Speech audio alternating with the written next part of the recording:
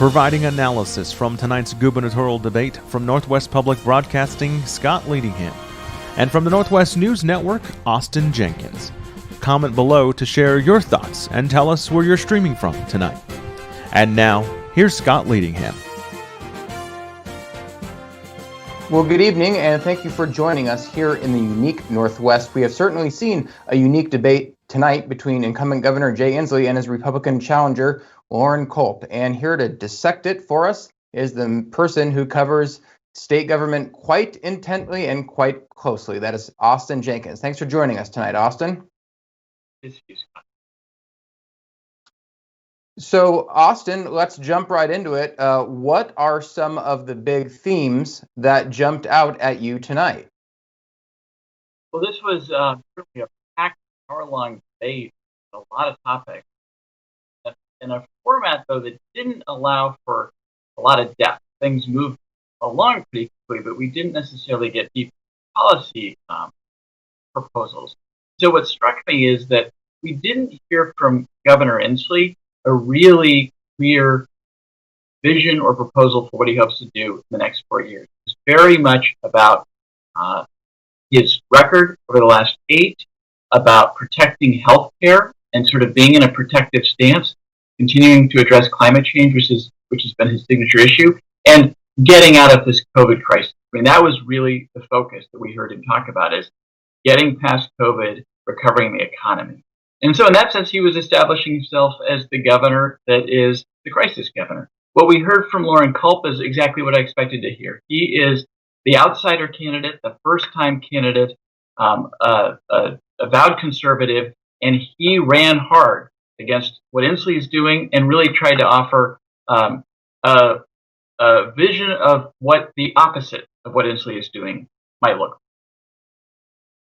Right. And speaking of the opposite, of course, coronavirus and the pandemic have played largely in the governor's last year here in his second term and in this campaign. And that came up very early at the very beginning in the first question to the candidates. And Loren Culp was asked about sort of his response and how he would govern and how he thinks about some of these mandates from the governor. If we have a clip of that, we could play it right here from Loren Culp.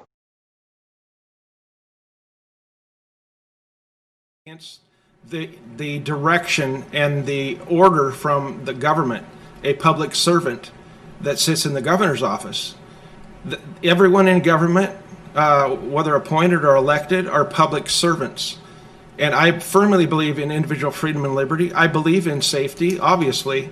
I've been working in public safety for the last 10 years. The problem is when we have one person sitting in the governor's office telling everyone what they're going to wear, whether they're going to go to work or whether they're not going to go to work. That's the problem that I've had with this. So those are the sorts of things that Loren Culp said tonight and has been saying for the past several months throughout the pandemic. He even earlier called Jay Inslee a dictator, not during the debate, but earlier on in the campaign season. How has Governor Inslee generally responded to those sorts of criticisms?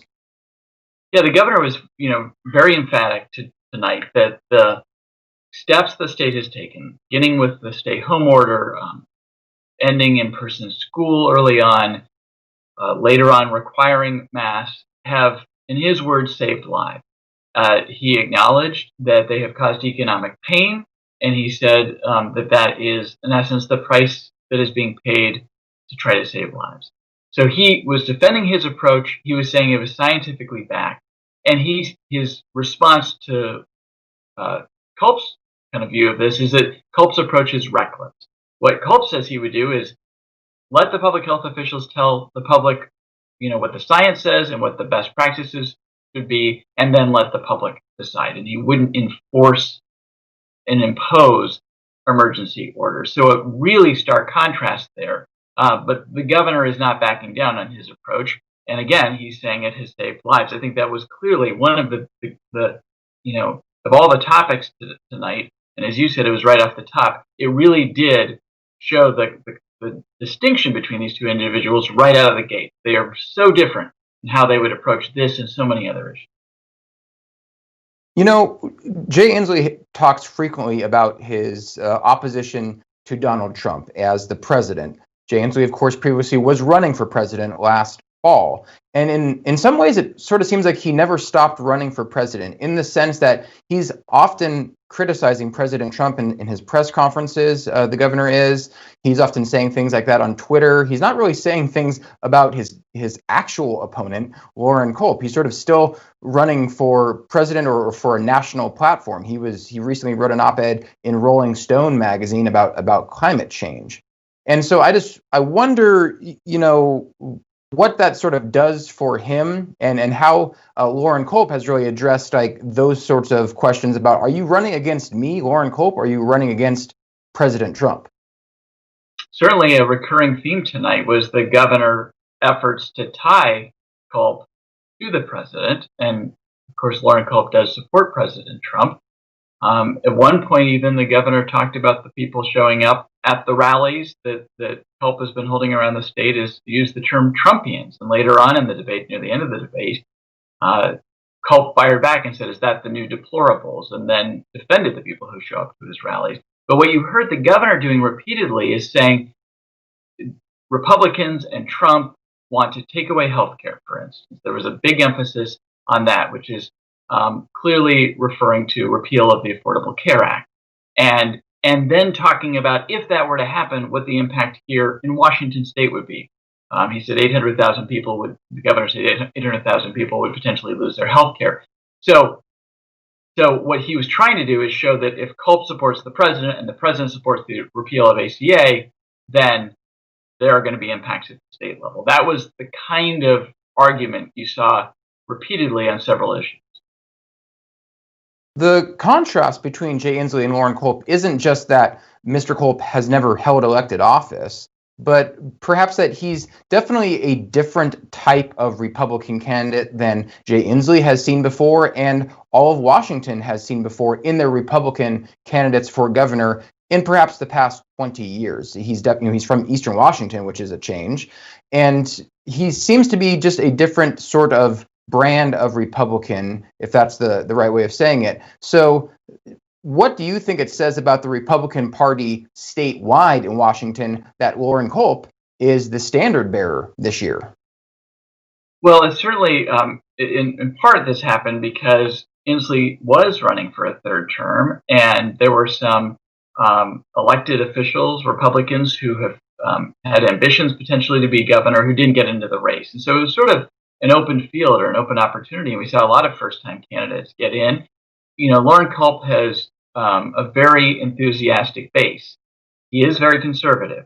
He's, I think, appropriately described as a constitutional conservative. He's running a law and order campaign, he says, a we the people campaign. He's tapping into a constituency of people who feel that government is overstepping its authority and wants government out of their lives, out of their businesses, less regulation.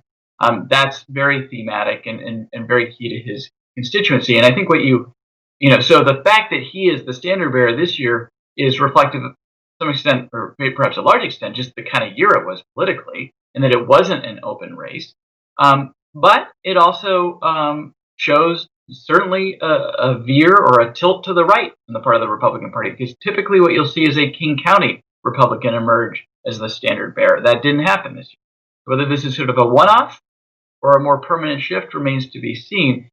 What I heard Culp doing tonight is making his case for why voters should not reelect Inslee. I think the challenge is, did he make the case for why they should hire him? And as you note, he's a first-time candidate. He's a small-town police chief. He will say he's run businesses before and that he has leadership skills. But the state of 7.6 million people, they budget of $50 billion plus over 2 years.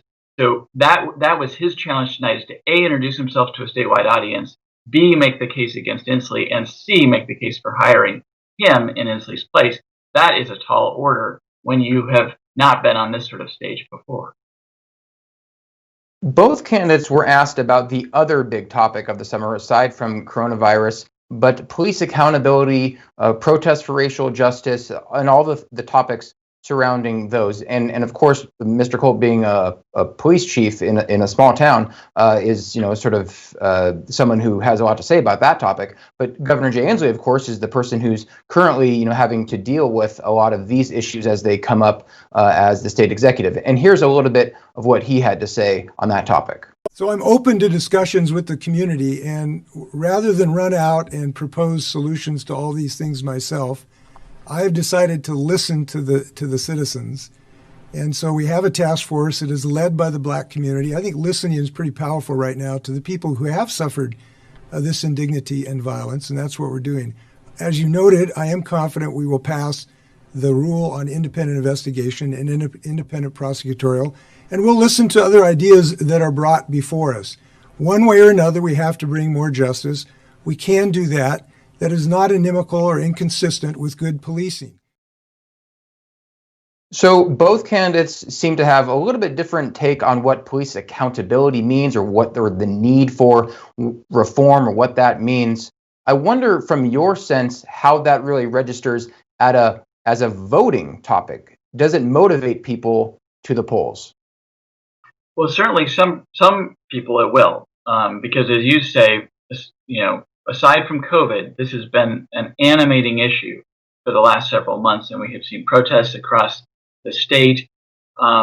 This issue, again, this is just a huge divide between these two on the question of systemic racism, something that Inslee says is real, says needs to be addressed, talked about things that the state is doing and could be doing on that front more so, while Culp says he doesn't think there's systemic racism. He thinks there are people who are racist. He talked about hate crimes and the fact that that's a felony and that it should be enforced. With respect to police reform, he didn't articulate in this debate what he thinks about civilian-led or citizen-led, or let's say non-police-led investigations into deadly force, but he told me he does not support that. It's something the governor is indicating very likely could pass in the next session. Democrats are still in charge, along with prosecution perhaps by the Attorney General's office.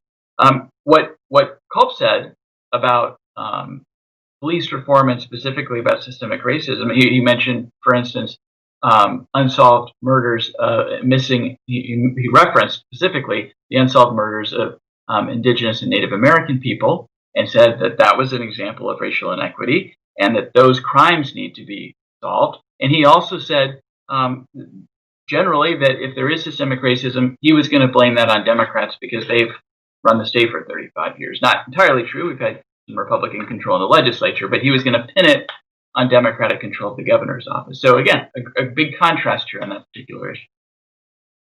Indeed, there is a big contrast, and a lot more reporting here in the final weeks of the campaign, and we look forward to your insightful coverage of it. Thanks for joining us tonight, Austin. And thanks for having me, Scott. You can see more election year news at our website, nwpb.org/vote2020. Thank you for joining us here in the unique Northwest.